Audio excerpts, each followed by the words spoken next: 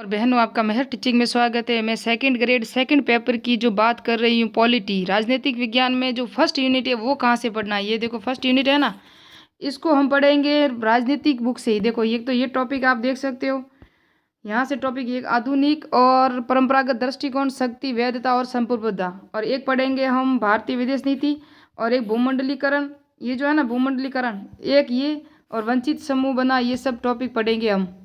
कहाँ से पढ़ेंगे वो बता दूँ, आरबीएससी की बुक कौन सी है, ये अनुक्रमणिका है, 11 क्लास की आरबीएससी की पॉलिटी बुक है, वहाँ से आप देख सकते हो। ये राजनीतिक विज्ञान, परिचय, परिभाषा, प्रकृति और क्षेत्र, व्यवहारवाद, उत्तर व्यवहारवाद, राजनीतिक विज्ञान का अन्य सामाजिक विज्ञानों से संबंध। तो ये प्रथम इकाई है। देखो ये आप कहाँ से पढ़ेंगे वो बता दूँ मैं आपको। ये जो राजनीतिक विज्ञान बुक है ना, एक माध्यमिक शिक्षा बोर्ड की ये बुक है, आप देख सकते हो। ये राजनीतिक विज्ञान बुक है, 11 क्लास की है। ये देख सकते हो प्रमुख अवधारणाएं, राजनीतिक विज्ञान की मूल अवधारणाएं और प्रमुख अवधारणाएं, ये देखा आपने। तो न्याय, शक्ति, सत्ता और वैधता, धर्म, स्वतंत्रता, इन समानता, ये चारों टॉपिक प्रथम यूनिट में है। तो ये पूरी एक यूनिट हमको पढ़ना है, और इसके इंपॉर्टेंट पार्ट के अंत में जो क्वेश्चंस दिए होंगे वो भी कराऊंगी, महत्वपूर्ण पॉइंट दिए होंगे वो भी कराऊंगी, लेकिन इतना ही पढ़ना है प्रथम यूनिट से।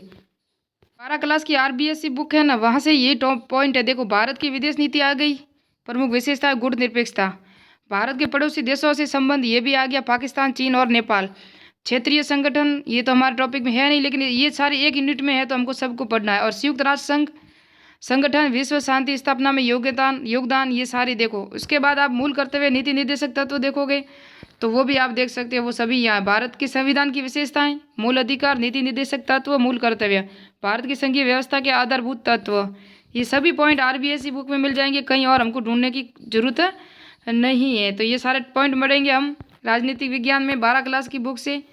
तो पहला ही पॉइंट है, ये देखो 1909, 1919, 1935 अधिनियम, सभी आरबीएससी की 11 क्लास की बुक में, ये 11 क्लास की बुक में।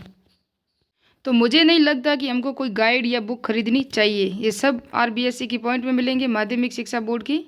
और ये भी हमको देखना होगा कि राज्य की उत्पत्ति के सिद्धांत, दैवीय, शक्ति, मातृ, पितृ, सत्तात्मक जो सिद्धांत है ना, इसको तो हमको देखना ही पड़ेगा, क्योंकि राजनीतिक सिद्धांत और राजनीतिक जो है ना विज्ञान, ये दोनों टॉपिक दिए हुए हैं।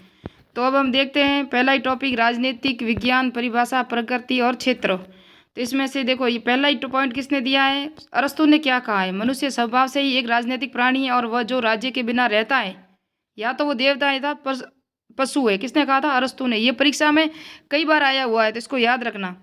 और उसके बाद दंड का सिद्धांत दिया था, अरस्तु ने कहा था कि दंड के सिवा, दंड के बगैर तो राज्य की परिभाषा नहीं दे सकते, कि दंड अनिवार्य है। कहाँ, राज्य की परिभाषा में।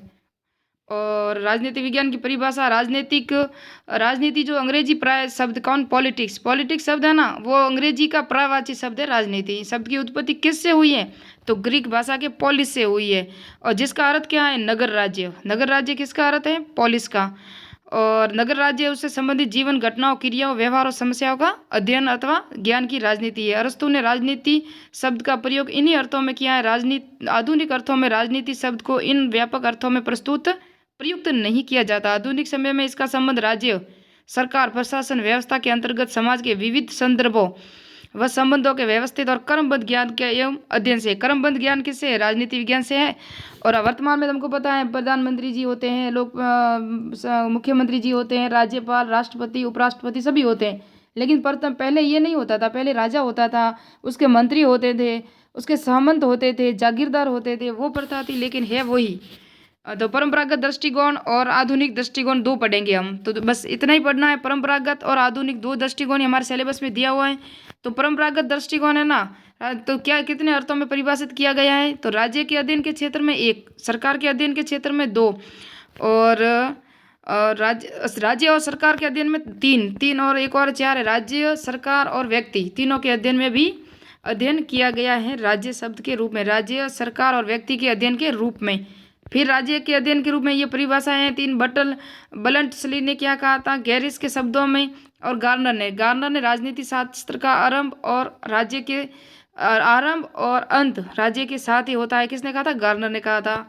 ये किसके संदर्भ में कहा था? तो गैरिस के शब्दों में कहा था, और राज्य की परिभाषा के क्षेत्र में उन्होंने कहा था। फिर सरकार के अध्ययन के रूप में ये सब क्या है? परंपरागत जो पढ़ रहे हैं ना हम, जो परंपरागत दृष्टिकोण, परंपरागत दृष्टिकोण होता है ना, ये देखो 2 दृष्टिकोण दिए हुए हैं, परंपरागत परिप्रेक्ष्य दृष्टिकोण और राजनीतिक। तो ये परंपरागत है, जो पुराना है, आधुनिक जो न्यू होगा। तो ये सब था। उसके बाद ये राज्य सरकार के अध्ययन के रूप में किसने कहा था? एक तो पॉल जेनिक, लिकॉक और सीले ने 3 विद्वानों ने इसकी परिभाषा दी थी। ये आप देख सकते हो तीनों की परिभाषाएं। राज्य और सरकार के अध्ययन के रूप में, राज्य और सरकार के अध्ययन के रूप में कुछ विद्वानों का मत है कि राजनीति विज्ञान और राज्य सरकार दोनों का ही अध्ययन करता है। तो उसके बाद नेक्स्ट में हम पढ़ेंगे। और उसके बाद एक और पॉइंट है, ये राज्य, सरकार और व्यक्ति तीनों के अध्ययन में किसने कहा था? तो लॉस्की, हर्मन हेलर आदि लेखकों ने राजनीति शास्त्र को राज्य, सरकार और व्यक्ति के अध्ययन के रूप में परिभाषित किया है। तो व्यक्ति के अध्ययन के बिना राजनीति शास्त्र का अध्ययन अधूरा है। राजनीतिक संस्थाओं व्यक्तिगत संबंधों के संदर्भ में कार्य करती हैं, और यदि राजनीतिक संस्थाएं व्यक्ति के जीवन और विचारों और लक्ष्यों को प्रभावित करती हैं, तो व्यक्ति की भावनाएं, प्रेरणाएं, समाज के रीति रिवाज, परंपराएं भी राजनीतिक संस्था को प्रभावित करती हैं। लॉस्की के ये जो कमेंटमेंट है ना, यह याद रखना आप, परिभाषाएं जो दी हुई हैं लॉस्की के शब्दों में, राजनीति विज्ञान के अध्ययन का संबंध संगठित राज्यों से संबंधित मनुष्य के जीवन से है। हर्मन हेलर के शब्दों में राजनीतिक शास्त्र को सर्वांगीण स्वरूप का निर्धारण व्यक्ति संबंधी मूलभूत पूर्व मान्यताओं द्वारा होता है। तो ये सब पूर्ण अब पढ़ेंगे। नेक्स्ट में हम पढ़ेंगे राजनीति विज्ञान की परिभाषाएं और आधुनिक दृष्टिकोण किसने दिया था?